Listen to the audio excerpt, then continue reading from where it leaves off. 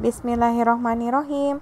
Masih bersama Bu Dahlia. Bu Dahlia di sini akan menjelaskan mengenai menggali informasi penting dari buku sejarah menggunakan aspek kata tanya 5W1H atau adik Simba. Yuk, kalau yang penasaran kita simak baik-baik. Materi untuk hari ini dimulai dengan membahas informasi penting dalam teks.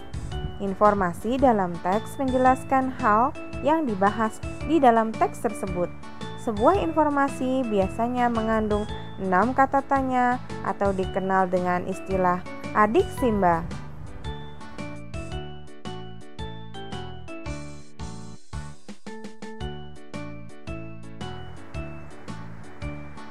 Cara mengumpulkan informasi dengan 5W plus 1H.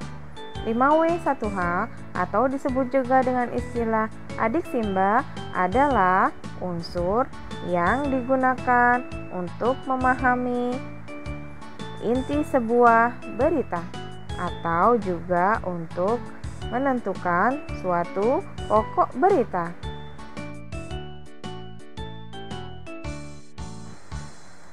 Unsur-unsur dalam 5W1H atau adik Simba. Yang pertama, what, apa, where, di mana, when, kapan, who, siapa, why, mengapa, dan how, bagaimana.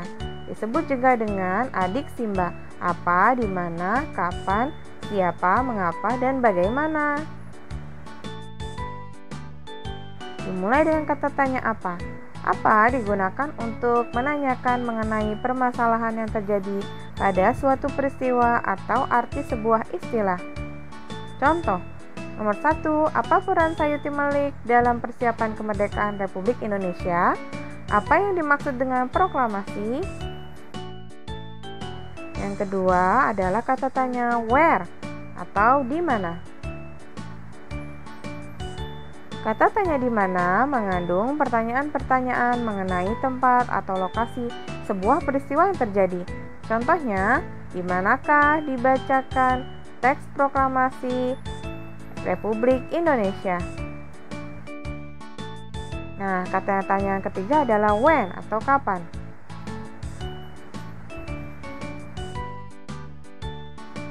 Kata tanya kapan berisi pertanyaan-pertanyaan mengenai waktu terjadinya peristiwa, berita, atau cerita yang terjadi. Berikut adalah contohnya. Kapan peristiwa Rengas Dengklok terjadi? Berikut adalah who atau siapa. Berisi pertanyaan-pertanyaan mengenai pelaku atau orang lain dari sebuah peristiwa yang terjadi. Untuk why atau mengapa.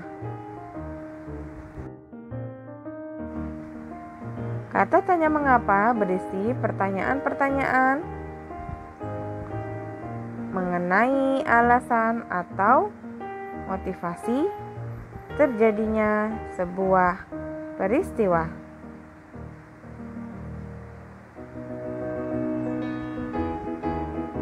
Contohnya, mengapa Indonesia dijajah sampai 350 tahun?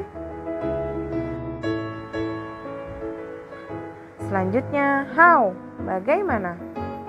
Kata tanya bagaimana berisi pertanyaan-pertanyaan yang mengandung cara atau proses berlangsungnya suatu peristiwa atau kabar. Contohnya bisa dibaca sendiri.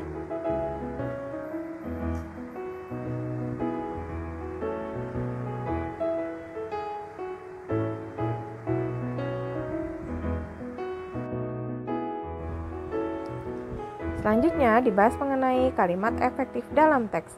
Kalimat efektif adalah kalimat yang disusun berdasarkan kaidah kebahasaan yang tepat. Kalimat efektif menggunakan kosakata yang tepat, jelas, dan tidak berulang.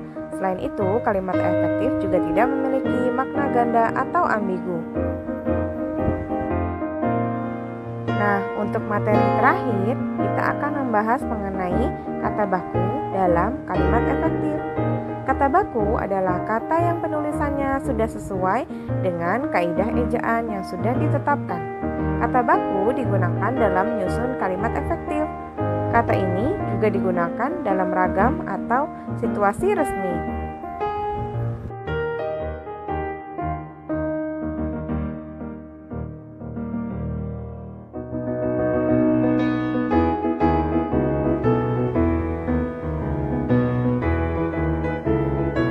Berikut merupakan contoh penulisan kata baku.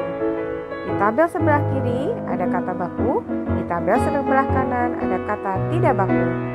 Kata baku dekret, kata tidak baku dekrit, kata baku ekstrim, kata tidak baku ekstrim, kata baku menteri, kata tidak baku menteri, kata baku negeri, kata tidak baku negeri. Sekian dari Bu Dahlia, terima kasih sudah menyimak penjelasan hari ini. Salam merdeka!